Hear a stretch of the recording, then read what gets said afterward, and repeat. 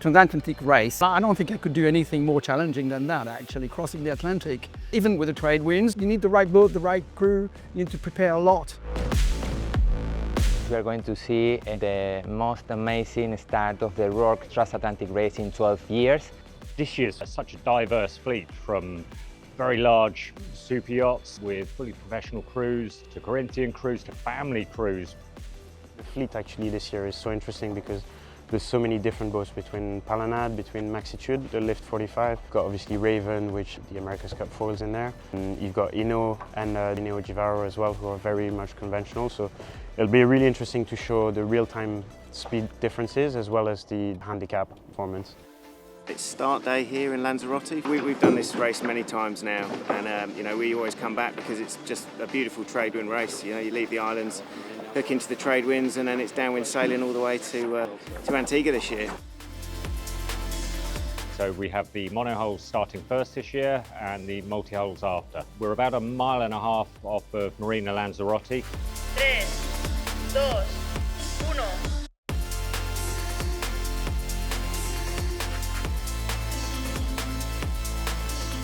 Clearly, you don't win a race on the start, but you can lose a race on the start. So we just want to be very secure. So winning is definitely the goal. It's understanding how to push, when to push. Sometimes the transatlantic is about the war of attrition. You try not to break too much stuff while still pushing the boat. We're going confident as we should be. You don't go in a race thinking you're going to lose, and it's being able to show the potential of the boat. Sometimes it can feel quite overwhelming, the distance overall. I think for us in racing, we take it one day at a time, one maneuver at a time, and eventually you're already there. So we will start soft in testing the boat, and then day by day we see where we can push a little bit.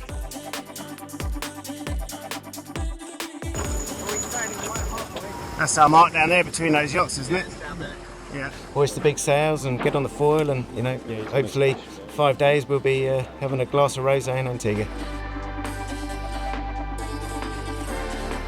We want to get out south as quick as possible because there's a light patch just behind us. It's going to push on Monday.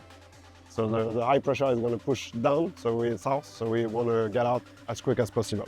We're just going to set our race to be first on 9 knots.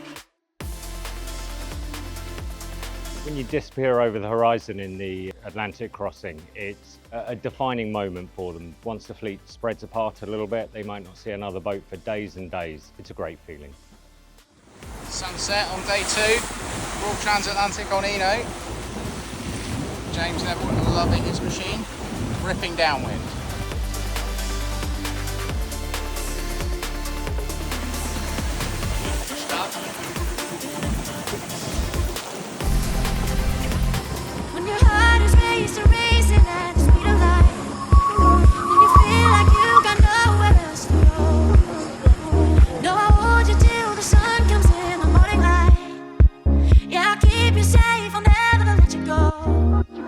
Knew it was going to be, a close match race with our friends on Zulu, and it was every bit of that. But it's always great to be lining up against these guys.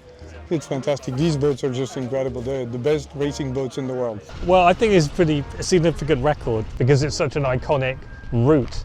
To be the fastest boat to ever go across is pretty special. And to get under a barrier like 5 days, where most people would be very happy with 20-day crossing, that we did 4 days and 23 hours, 51 minutes is quite special.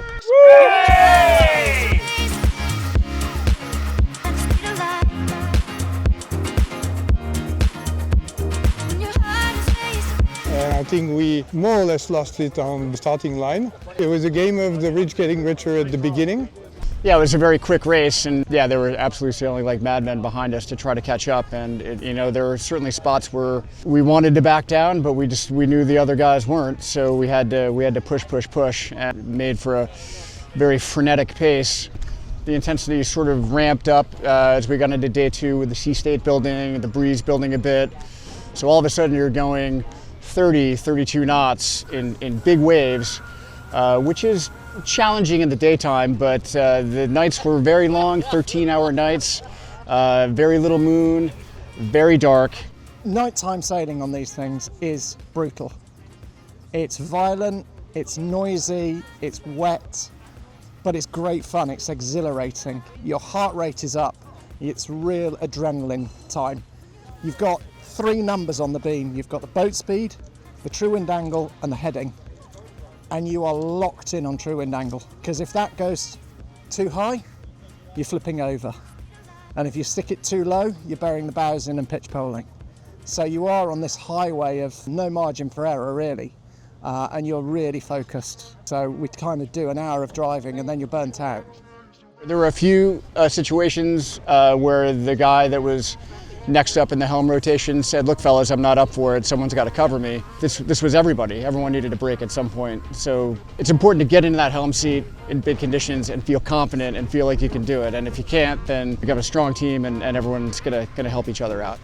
It's all about having people on board you trust so you can get to sleep properly and then they can trust you when they want to go to sleep. Well, the pod is luxurious. We have a wet bar here, entertainment system, female companionship. The team aspect, synergy is as important as skills, and we really get on. There's great chemistry to the depth of experience that we've all had together. So we're out there and we can communicate and do changes without speaking, and we know that the other guy's going to have your back, and that's just everything, especially in big conditions like we had in this year's race. Multi-hull's got a little bit of danger involved in them, and that's part of the fun, is trying to find that balance of risk and reward. It's fun, it's fantastic, that's why we do it. You know, some we win, some we lose, you know.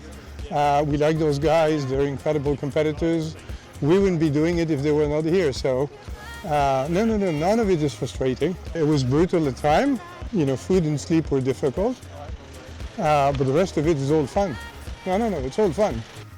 So we're really happy and proud for us here in Antigua and Barbuda to welcome the crew and of course the boats, and they'll have wonderful respite from a tough crossing across the Atlantic. Well, I really love Antigua and it's such a beautiful island, great people, so we're very happy to be finishing the race here for the first time.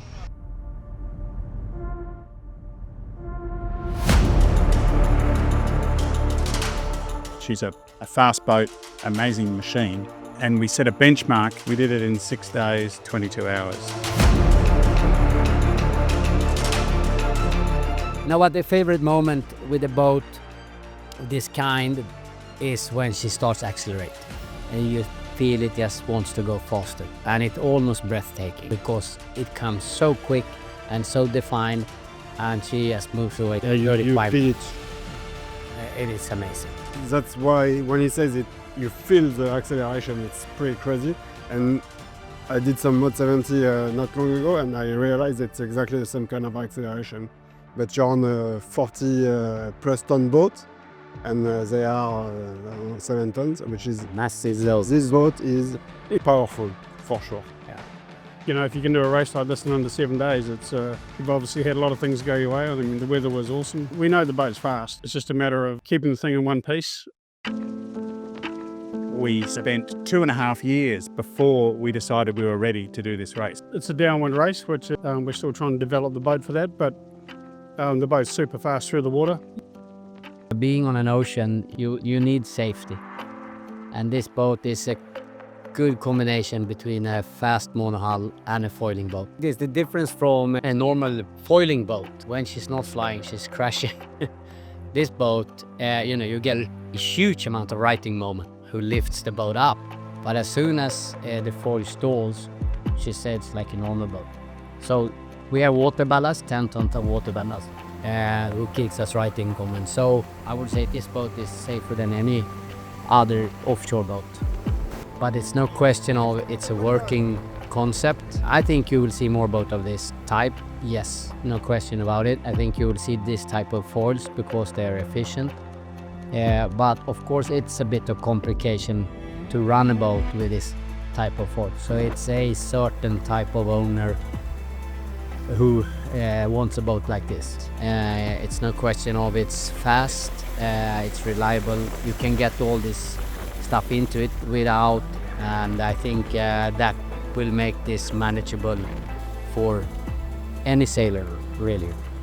Comanche, when you're doing those sort of speeds, you're at 23 degrees of heel, the thing is just leaned over and just everything is completely loaded up. Whereas when we finally get going and we're doing 30 plus knots, we're at 6 degrees of heel and the winds are up and it's beautiful.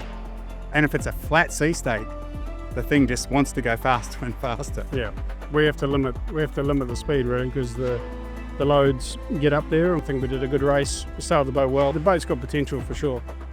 The group that we put together on this boat, all really good guys. A lot of us have sailed together over the years, and we've spent a lot of time sailing on this boat and trying to understand it. The dynamics work. There is not a crossword. It actually is a pleasure to sail. The humour remains no matter what's going on, and that makes a big difference. We're really happy to be here. I think it's a success for us to actually finish the race at 6 days. I think that's a great thing. Yeah, absolutely.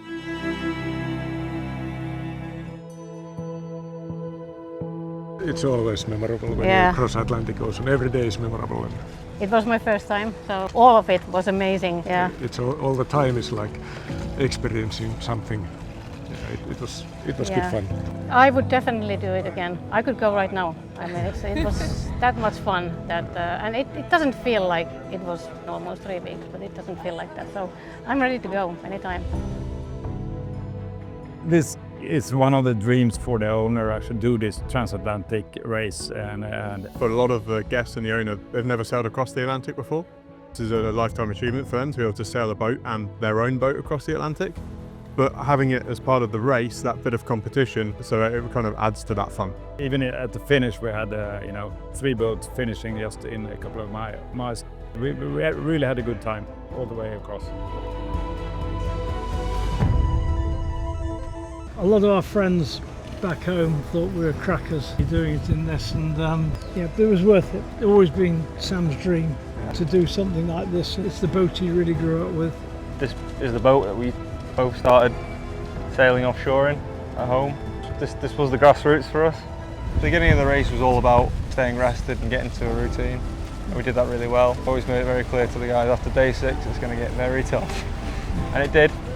Drove the whole way. There's no autohull on this boat. It's not as bad as you think it is. You just need to go below and then you realise that is different. The off watches were much tougher than the on watches for sure. You know, it's a bit wet, but to give the boat more credit, you know, she's an old girl, but you know, she's super reliable downwind. And yeah, it was very satisfying to do well against bigger boats. To win our class, that was like fantastic. But to be able to get 3rd overall and beat the boats we did over the water was amazing. We were so chuffed with that. Hell of a tough race.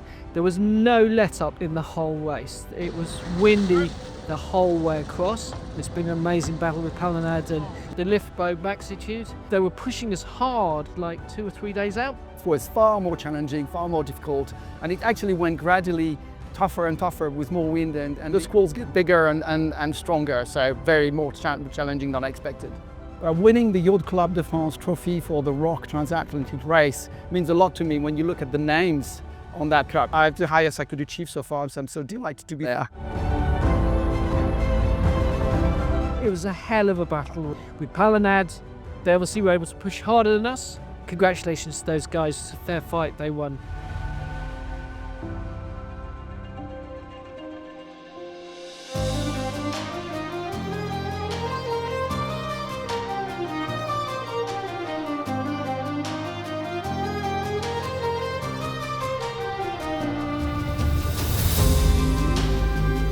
It's a fantastic dream to win the Transat RORC 2026. For a father of Antoine, that's the main dream I can have about sail races. So it's fantastic. And I'm very proud of myself. So for us, the RORC Transatlantic Race was a big event. It was our leading one to really see the potential of the boat. I'm Sam Manuel. I'm the yacht designer of Palanad 4. When you race the boat, you actually feel the beast. You can really feel what the guts of the boat are. And especially during this transat, because we had some strong winds downwind, sometimes some very choppy winds. So it was really cool to understand better the dynamics with waves, etc. It was a steep learning curve. And I got plenty of ideas on how to improve it and how to make it faster. This is our second boat that we build with Sam. So it definitely builds strong connections. And the crew, they are all friends of Antoine and friends of me. The mix was fantastic. All the crew, really at the end, we were jibing like it's picnic. We were focused on our own race. Yep. And we really go into the upper hours, our routings, and really focusing on trimming and learning. And on this boat, having a scour barrel means a lot less resistance at the tiller, which means the helming is easier. The good thing about the tiller is that you really get the feel for the boat.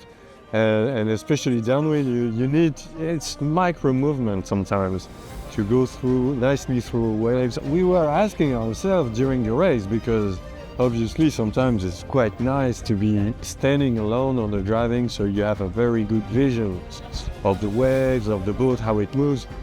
Nevertheless, the micro feeling of the tiller is really nice. That's the only difficulty, is being lateral versus frontal. So it's still within debate, but in terms of feeling, you really feel like you're driving, like steering your laser, unfortunately. I'm still mixed. I still don't know what's the best solution. Really nice to be here, and we were lucky with the conditions.